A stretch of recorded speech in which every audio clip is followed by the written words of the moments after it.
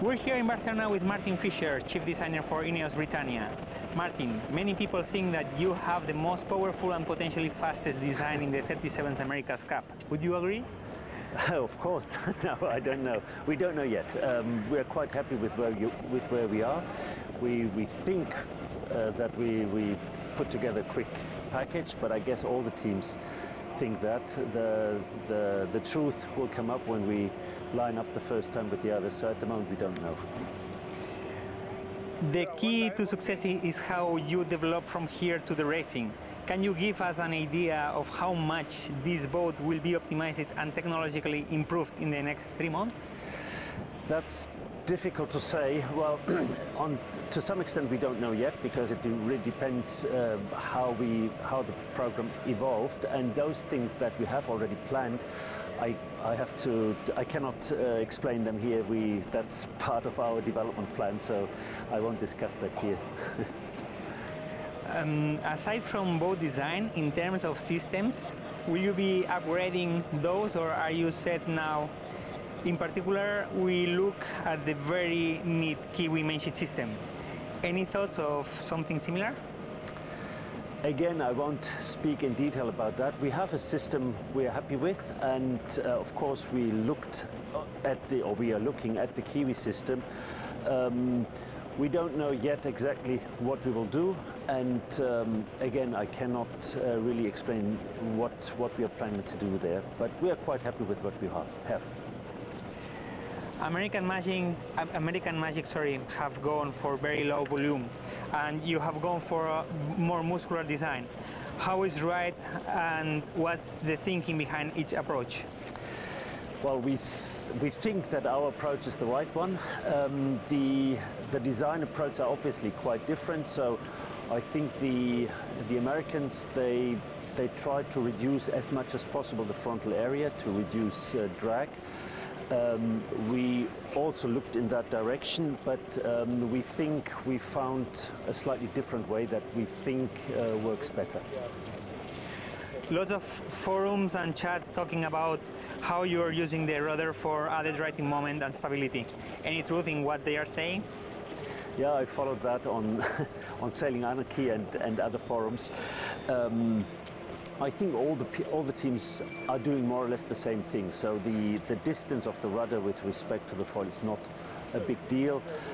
It is the weight distribution of the boat and where the foil sits with respect to the center of gravity is much more important.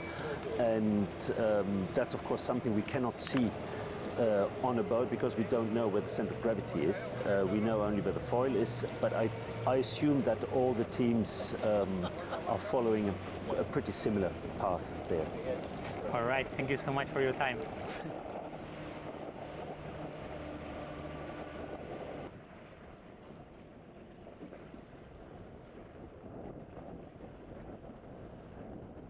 We're here with Trevor Bird from American Magic. You were cycling in the port aft pod today. An early start, 5:30 rollout, some good breeze and complicated sea state. What was the focus of the day? Yeah, like you said, early start. We were just focused on getting the most out of the breeze today and capturing the window that we had. So it was more about just getting the reps in, just maximizing the whole day as much as we could. Any technical issues? We could see at some moments you had some of the tech crew below deck. Nothing out of the ordinary. You know, the boat was actually performing really well today. We're really happy that everything went. There's obviously little gremlins that pop up, but nothing that couldn't handle in a few minutes, and no problems there. So you were on the water for about 5 hours. Do you know how many battery changes were carried out? I'm not entirely sure, actually. I know we went through a couple. I was in the first rotation today for the Cyclors. Went through a couple changes there, and but no, I don't know exactly how long a battery lasts on a day.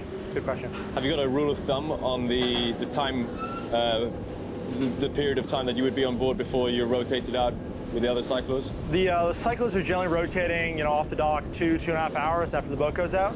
So generally we're getting, an hour and a half or so of good pedaling time, good sailing time between each group. And you're in the port aft Cyclor pod. We noticed there's a control panel in that pod. Do all the Cyclor pods have control panels like that?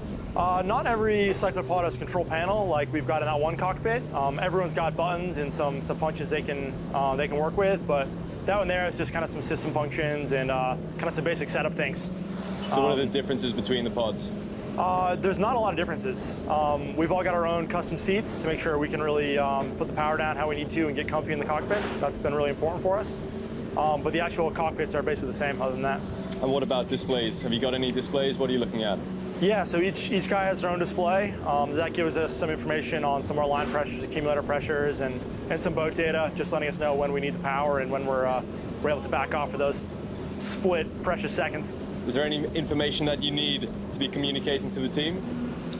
We've got columns between the whole group, and so if we need to speak up, we can chip in. But for our group, it's mostly listening to what the guys in the front of the boat are saying, and so we can be really tuned in, especially when we're out kind of doing race simulations and race practice. We can be really tuned in to what the boat's going to do and what they need from us. And what sort of comms are coming through? What are you hearing? Yeah, so it's just normal race comms like you'd hear in the AC40s or any of the old racing, just talking about times to boundaries, if we're going to pre-start, what the plan is, what maneuver might be coming up next. And then a little longer term, if we're doing 3 tacks and a barroway or it's 1 and in, just kind of general race comms. Is there anything you've learned about your recumbent Cyclor setup in the last weeks that you weren't aware of before?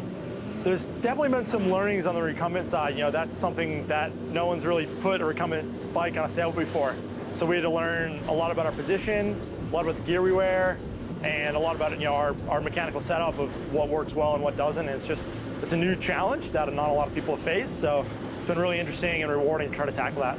Trevor, thank you so much for your time. Yeah, no worries.